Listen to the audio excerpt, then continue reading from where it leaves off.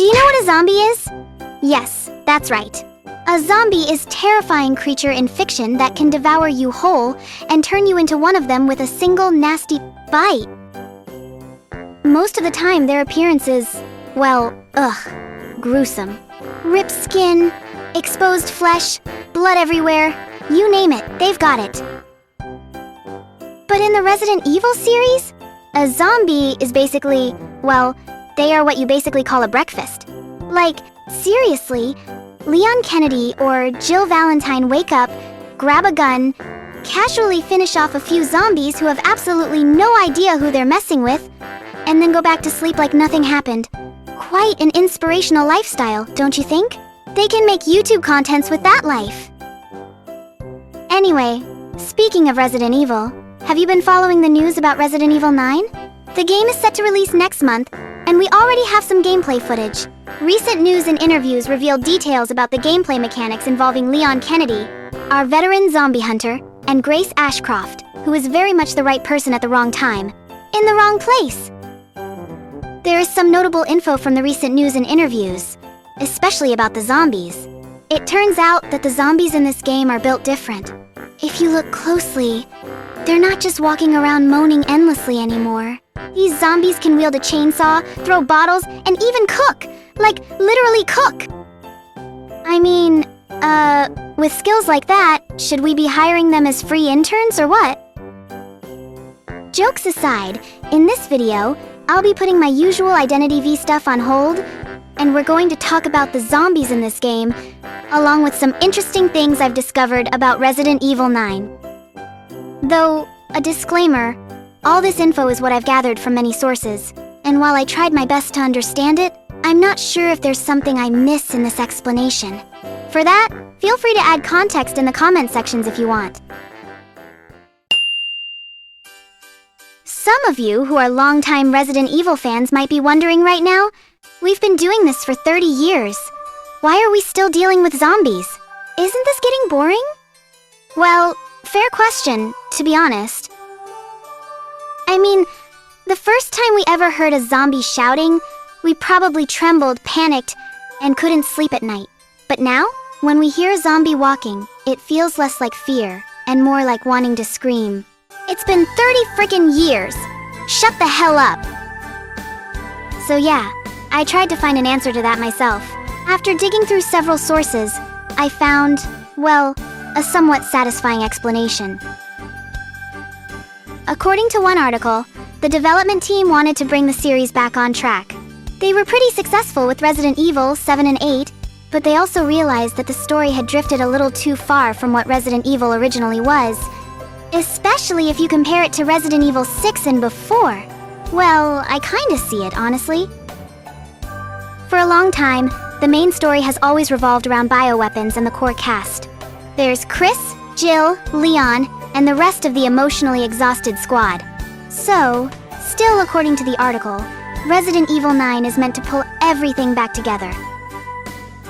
In my take, I think this is also the moment when the developers decided to bring back the real core of the horror, which is the main villains themselves, the zombies. Still, what makes it different is that the zombies in this game are not your usual brainless shamblers. If in Resident Evil 1, 2, and 3 we were dealing with zombies wandering around aimlessly, basically moving like all of us when the Wi-Fi disconnects, then the zombies in Resident Evil 9 actually have working skills. You'll see a zombie cleaning a mirror, a zombie cooking, a zombie turning off the lights, and even a zombie singing, even when they have zero singing talent. So the question is, how is that even possible? Well, in an interview with IGN, the developers explained that these zombies are unique because they retain memories from their past lives. So a zombie that sings might have been a singer. A zombie that cooks? Probably a chef. Which is cool, but also deeply unsettling. Still, that raises another question. Why make them like this? According to the developers, these fresh zombies, ones that have only recently turned and still remember parts of who they were, exist to make encounters more, unpredictable. How so? Well, basically, devs thought that we already know how to deal with normal zombies. For Leon, it's simple. Bang, bang, bang. The end. For us, it's more like a full-on run for your life situation. Either way, very predictable. But what about zombies that still remember things? They can throw bottles, they can yell, they can cook. And suddenly, the question becomes, now what? For Leon, sure, it might still be another bang, bang, bang. But for Grace, who absolutely has no idea how to deal with zombies, and is clearly weaker than Leon in both experience and strength, that's a completely different story, and that's what the devs wants us to experience, the horror of encountering an unpredictable zombie. As Grace, we are constantly forced to make difficult choices. You walk into a room and see a zombie cleaning a mirror. What do? Do you smash the zombie, or do you smash the mirror first? That uncertainty is the point. Long story short, the zombies in Resident Evil 9 are designed to be fresh out of the oven, still holding on to fragments of their past lives. And that design choice exists for one main reason: to make zombies unpredictable again, and to keep players constantly on edge. Now that we know the zombies in this Resident Evil are no longer just wandering around searching for Wi-Fi and moaning like you when you have to wake up early on a weekend, let's dig into something deeper. What kind of zombies are we actually dealing with in this game? Well, according to various gameplay videos available online, we can already spot several types. And the very first one I want to talk about is that one zombie carrying a chainsaw, making a dramatic entrance like he is John Rambo, and casually eliminating a completely clueless nurse in the process. Truly, a grand entrance, honestly. But also, what was Leon doing at that moment? I am genuinely confused. Leon had plenty of time to warn that poor nurse that a chainsaw-wielding zombie was about to ruin her day. Like, bro, you had at least 3 business days to say something. But no, Leon just stood there. Leon being Leon, I guess. Anyway, this chainsaw dude clearly thought he was cool, standing there with a chainsaw, ready to slice Leon into pieces. Somewhere in his brain, or whatever is left of it, he probably thought Leon would be terrified. What he did not realize is that Leon is not afraid of chainsaws anymore. Now, Leon is the chainsaw. So when this guy tried to hack Leon, Leon simply smiled. And just like that, the chainsaw zombie was eliminated. Leaving his chainsaw behind, Leon picked it up and immediately went full gangster mode with it. Now, moving on to Grace, we also encounter zombies with much more human behavior. One of them is a female zombie in the restroom, quietly cleaning a mirror, like it is still part of her daily routine. At this point, I honestly cannot tell whether these zombies are truly undead or simply unemployed. This zombie appears to be a former hotel staff, and this is probably exactly what the developers are trying to emphasize. As they mentioned before, they want everything to feel unpredictable, because these zombies still retain memories from when they were alive. So, imagine this situation. You encounter a zombie that looks like it wants to devour you, but instead of shooting it in the head, you hand it a mop cloth. And suddenly, instead of eating you, it just goes back to cleaning the mirror. Bullet saved. Very efficient, honestly. I am not sure if the mechanics will literally work like that, but the zombies do react to the decisions Grace makes. For example, there is a scene where Grace needs to pass through a hallway, and there is a zombie nearby playing with a light switch. Grace notices this, and decides to turn on a nearby lamp. The zombie is immediately attracted to the light switch. Yes, the zombie knows where the switch is. While the zombie is distracted, Grace is able to sneak through without being noticed. So, what does this mean? It means there are many creative ways to deal with zombies, giving players multiple options to survive instead of just shooting everything that moves. Moving on, according to an article from the PlayStation blog, zombies in this Resident Evil can also pick up weapons dropped by other zombies. However, their ability to use those weapons depends on their physical characteristics. Let me give you an example. Imagine you knock down a bulky zombie carrying a chainsaw, and then a slim nurse zombie picks it up. Instead of swinging it properly, she might lose control and send the chainsaw flying, possibly injuring anything in the area, including other zombies. The good news? You might not even need to shoot anyone. That nurse zombie is basically doing crowd control for you. There is also a scene in the demo where a zombie is seen throwing bottles at Grace. And honestly, I can already imagine the chaos. What if that bottle hits another zombie that was about to bite her and knocks it down instead? At that point, this game is no longer just survival horror. It feels more like workplace hazard training, fun and terrifying at the same time. Still, the addition of tools used by zombies will definitely force players to stay more alert. Before, you only had to worry about zombies chasing you everywhere, even into the bathroom. All you really needed was enough bullets to shoot them in the head, enough green herbs to keep your health bar high, and your panic level low. But now you might walk into a restroom and find a zombie calmly cleaning a mirror. You need to avoid startling her. At the same time, there is another zombie with a chainsaw charging down the hallway toward you. So the question is simple. What do? Do you smash the mirror and turn the zombie into a very convenient barrier? A distraction, perhaps? Or do you hide, stay perfectly quiet, and hope the chainsaw zombie scares the cleaning zombie away instead? Well, in my opinion, I think that is exactly what the developers are trying to give us. Not just enemies to shoot, but situations to think about. It is already confirmed that there are at least 2 characters we'll be playing in the game. I say at least, because in every game that has Leon in it, Ada Wong somehow finds her way in as well. So yeah, I have my suspicions that Ada might also appear this time. But hey, who knows? Anyway, the developers took a very careful approach when designing these 2 characters. According to an article from the PlayStation blog, players will experience 2 very different kinds of horror depending on whether they are playing as Leon or Grace. Let's start with Leon. This man is 49 years old now, and he is a fully certified zombie slayer. Honestly, I feel like if the world were ever on the brink of a zombie apocalypse, all humanity would need is Leon Kennedy. He would just smile, remind the zombies of everything he has done over the years, and I swear the zombies would either scatter, hide, or eliminate themselves out of fear. Because of this, Leon is portrayed as a battle-hardened veteran who is no longer afraid of zombies. His gameplay focuses heavily on combat. According to the developers, exploration and puzzles are not the main focus when playing as Leon. Instead, the spotlight is on combat itself.